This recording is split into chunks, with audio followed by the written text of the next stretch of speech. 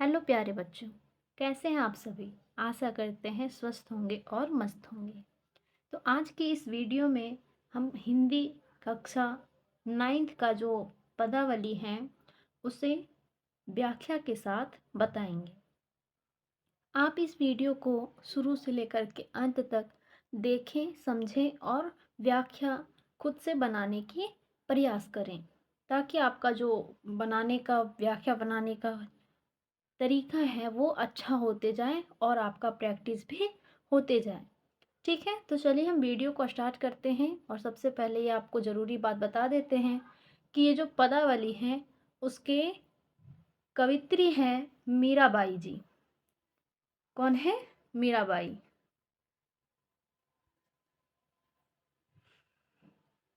मीराबाई ने पदावली की रचना की है। आपको भी पता होगा कि मीराबाई श्री कृष्ण की दीवानी थी, है ना। आप भी कुछ मीराबाई के बारे में जान ही रहे होंगे।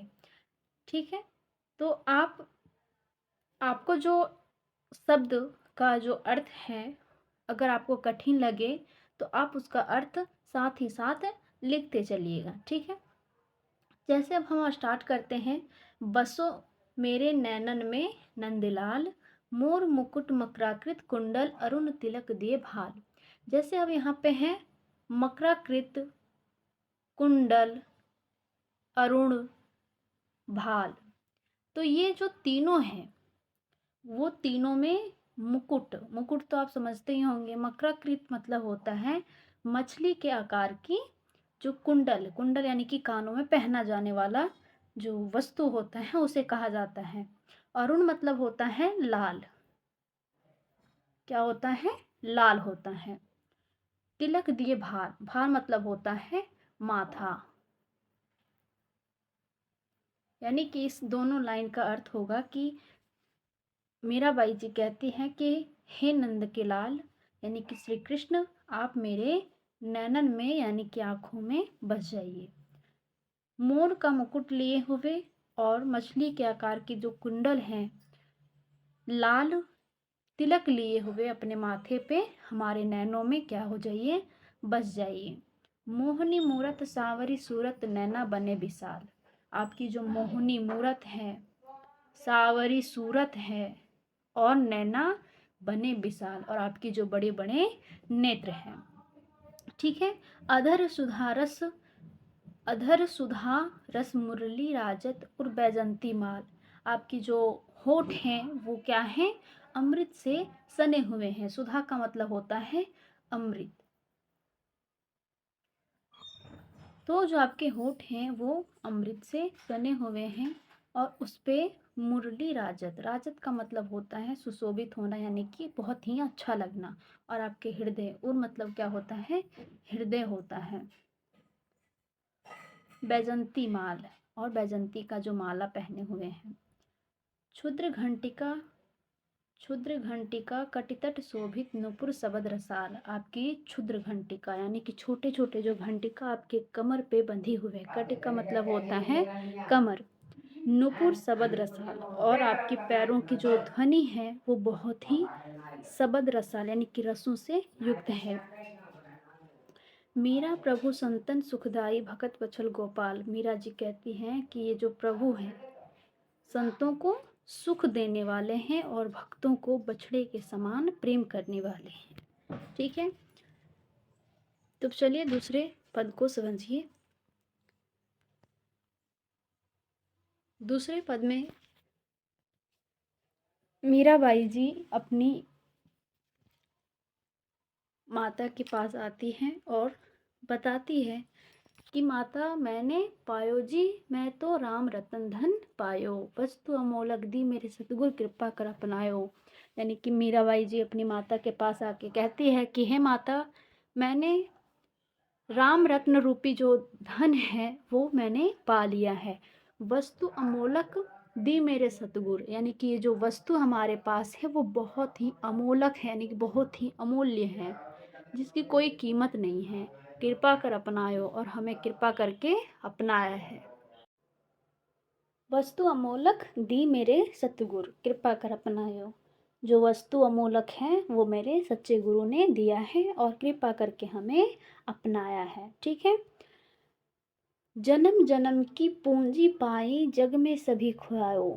आप हर एक लाइन की देखिए, व्याख्या बहुत ही अच्छे से समझ में आएगा। ठीक है, ध्यान से देखेंगे तभी समझ में आएगा। जन्म जन्म की पूंजी पाई जग में सभी खोयाओ। मेरा बाई जी कहती है कि मैंने जन्म जन्म की यानी कि अब पिछले जन्म की भी पूंजी को मैंने इसी जन्म में पा लिया है और जग में सभी खोयाओ, और मैंने इस संसार में सभी को खो दिया है। ठीक है। खर्चे नहीं कोई चोर न लेवे, दिन दिन बढ़त सुआओ, सत की नाव खेवटिया सतगुरु भव सागर तर आयो। मीराबाई जी कहती है कि खर्चे नहीं कोई चोर न लेवे, इसके पीछे मुझे कुछ भी खर्चा नहीं है। ये तो दिन पर दिन क्या है, जो इनके प्रति मेरा अंदर जो प्रेम है वो क्या होगा, धीरे धीरे बढ़ते चला जाएगा। यानी कि श्री कृष्ण को जब उसने पति माना था मीराबाई जी ने, तब तो कम प्रेम होगा, है ना। और धीरे धीरे करते करते क्या हुआ, इनके प्रति प्रेम बढ़ते गया। सत की नाव खेवटिया सतगुरु। और मीराबाई जी कहती है कि जो सत है, सत का मतलब होता है सही। हम जो सही रास्ते पे चल रहे हैं उसकी जो खेवटियाँ है, खेवटिया मतलब जो नाव को चलाता है उसे खेवटिया कहते हैं।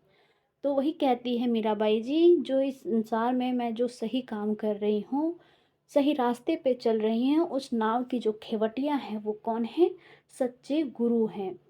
हमारे जो सच्चे गुरु हैं वही इसके खेवटियाँ हैं, जिससे हम भव सागर तराओ, जो हम जिससे हम ये जो मोह माया रूपी संसार है उसे हम तर आए हैं। ठीक है।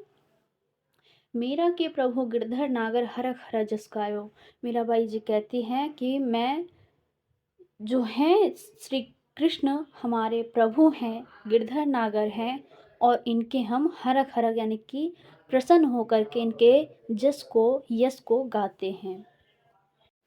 अब समझिए तीसरे पद को। तीसरे पद में क्या होता है कि मीराबाई जी गोविंदा यानी कि श्री कृष्ण को मोल ले आती हैं और यह बात सुनाती है अपनी माता को कि माई रे मैं तो लियो गोविंदो मोल।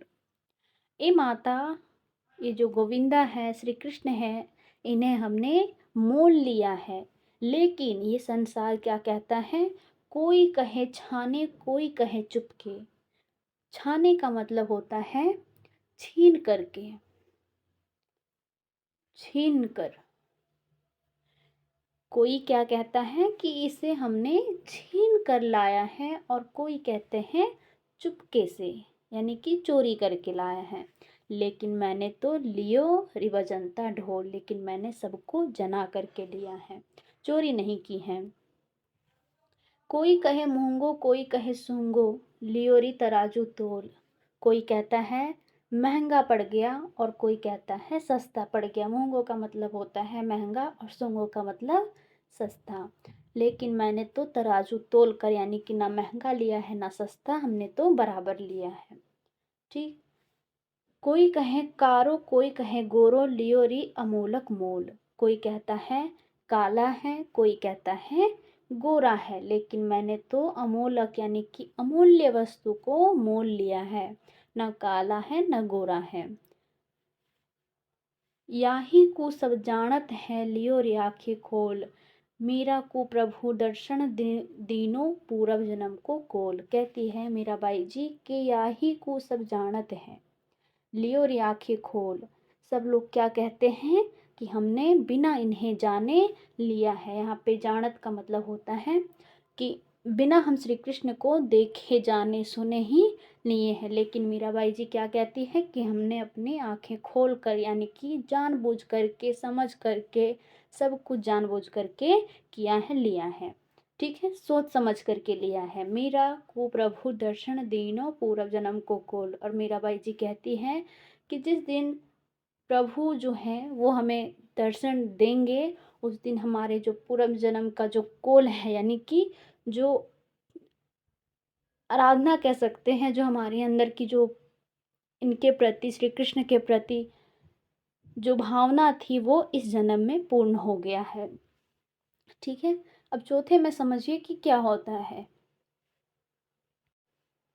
चौथे दोहे में, चौथे पद में होता है कि मीराबाई जी अपने बारे में बता रही हैं कि मैं तो सावरे के रंग राची।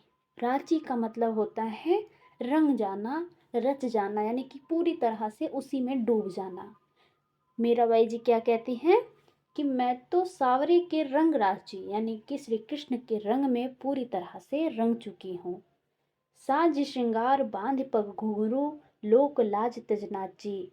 मैं श्रृंगार को सज करके पैरों में घुंघरू, पग मतलब होता है पैर, पैरों में घुंघरू बांध करके लोक लाज, यानी कि जो हमारे अंदर की लोक लज्जा है वो सब कुछ करके त्याग करके, तज का मतलब होता है त्याग देना, और मैं नाची। ठीक है। गई कुमति लई साधु के संगति, भगत रूप भई राची। ये जो हमारे अंदर की जो कुमति थी, कुमति मतलब होता है खराब मति, खराब बुद्धि, ये सब साधुओं के संगति ने साथ ले गया है। और भगत रूप भई राची, हम भक्ति के रूप में क्या हुए, रच गए, यानी कि सच्चे रूप से हम पूर्ण रूप से एक भक्त बन गए हैं। गाय गाय है हरि के गुण निस दिन, काल ब्यालसु बाची। क्या कहती है मीराबाई जी कि गाय गाय हरि के गुण, यानी कि श्री कृष्ण के गुण को निस दिन, निस दिन का मतलब होता है रात दिन। ठीक है, मतलब रात दिन श्री कृष्ण के गुण को गा गा करके काल रूपी जो सर्प है, ब्याल का मतलब होता है सांप, यानी कि काल रूपी सांप से हम बच गए हैं। उन बिन सब जग खारो लागत, और बात सब काची। कहती है मीराबाई जी कि श्री कृष्ण के बिना ये जो जगत है वो हमें खारा लगता है, नमकीन सा लगता है, और बात सब काची, और संसार की जितनी उनके अलावा जो बातें हैं वो सब हमें कच्चा लगता है। यानी कि श्री कृष्ण के बिना ये संसार हमें खारा लगता है, नमकीन सा लगता है, यानी कि अच्छा नहीं लगता है, और उनके अलावा कोई भी बात मुझे अच्छा नहीं लगता, सब कच्ची लगती है, यानी कि बिना ज्ञान की बात लगती है। मेरा श्री गिरधर लाल सो, भक्ति रसीली जाची। कहती है मीराबाई जी कि हम श्री कृष्ण गिरधर गोपाल भक्ति रसीली जाची, हम उनके भक्ति में क्या हो गए हैं, जच गए हैं, यानी कि श्री कृष्ण ने हमें भी पूर्ण रूप से अपने भक्त के रूप में स्वीकार कर लिया है। अब आखिरी पद में जो है वो आपको देखने के बाद ही तो समझ में आएगा, है ना।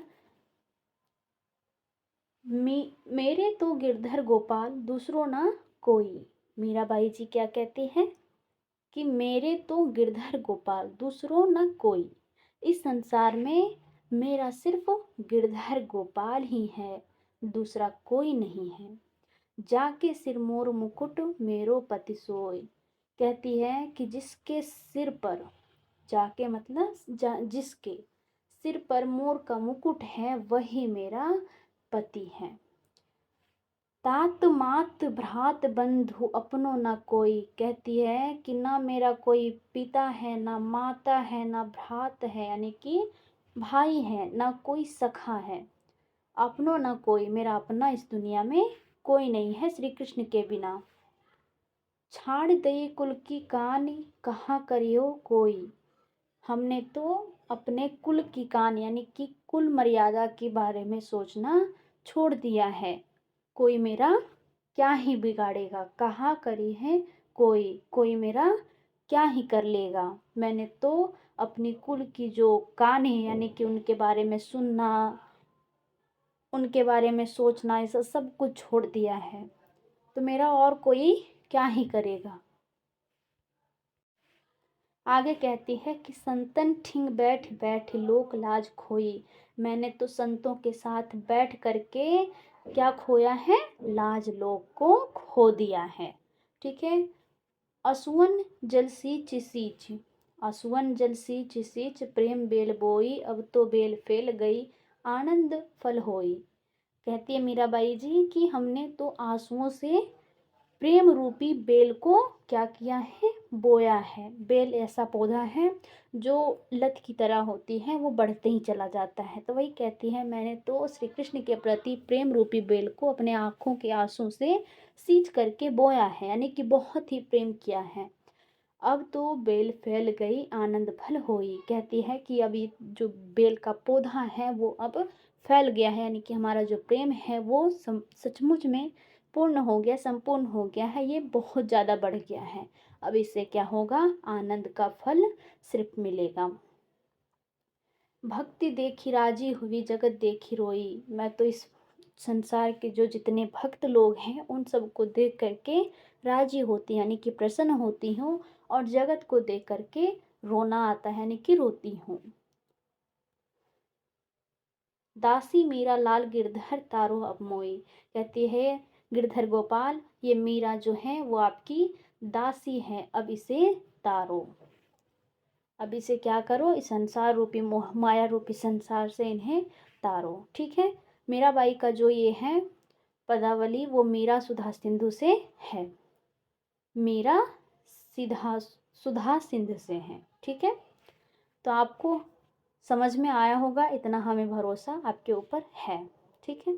अगर नहीं आया तो आप कमेंट करके ज़रूर बताएं, और जहाँ भी आपको दिक्कत हो रही हो वहाँ पर भी आप कमेंट करें, ताकि हम आपकी जो दिक्कत है उसे समझ सकें और समस्या का हल ढूंढ सकें। तो चलिए मिलते हैं आपसे नेक्स्ट वीडियो में, तब तक के लिए धन्यवाद।